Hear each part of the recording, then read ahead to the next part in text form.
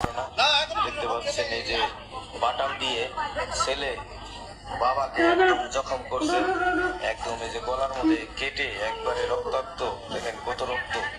এবং এই যে ছেলেকে বেঁধে রেখেছে গাছের সাথে। হ্যালো, এটা হলো বান্দুরা হলিক্রস স্কুলের সাথেই ফার্নিচার দোকানে, এশিয়ান ফার্নিচার দোকানে কাজ করে দুই বাপ বেটা।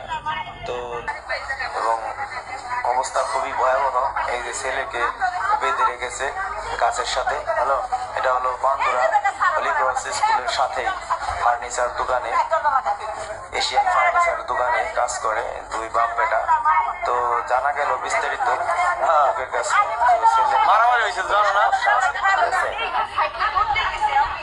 তো সমস্যার কারণে হয়তো দুই বাপ বেটা তো বেঁধে রেখেছে গাছের সাথে। হ্যালো, এটা হলো বান্দুরা হলিক্রস স্কুলের সাথেই ফার্নিচার দোকানে, এশিয়ান ফার্নিচার দোকানে কাজ করে দুই বাপ।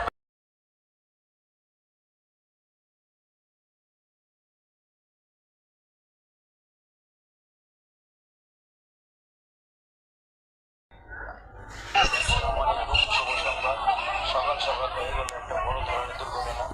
দেখতে পাচ্ছেন এই যে বাটাম দিয়ে ছেলে বাবাকে একদম জখম করছে, একদম এই যে গলার মধ্যে কেটে একবারে রক্তাক্ত, দেখেন কত রক্ত। এবং অবস্থা খুবই ভয়াবহ। এই যে ছেলেকে বেঁধে রেখেছে গাছের সাথে। হ্যালো, এটা হলো বান্দুরা হলিক্রস স্কুলের সাথেই ফার্নিচার দোকানে, এশিয়ান ফার্নিচার দোকানে কাজ করে দুই বাপ বেটা। তো জানা গেল বিস্তারিত লোকের কাছে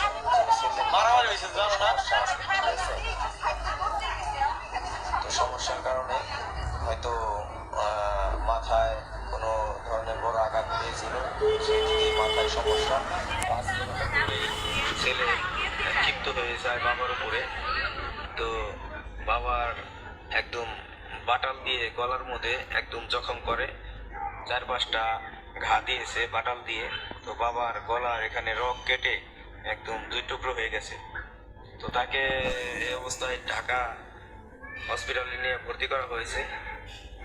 সবাই তার জন্য দোয়া করবেন এবং গ্রামবাসীর উদ্যোগে তাকে উদ্ধার করা হয়েছে এবং ছেলেকে বেঁধে রাখা হয়েছে।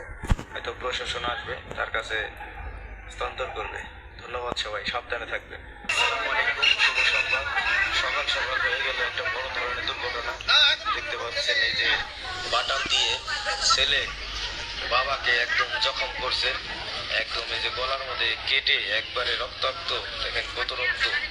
এবং অবস্থা খুবই ভয়াবহ।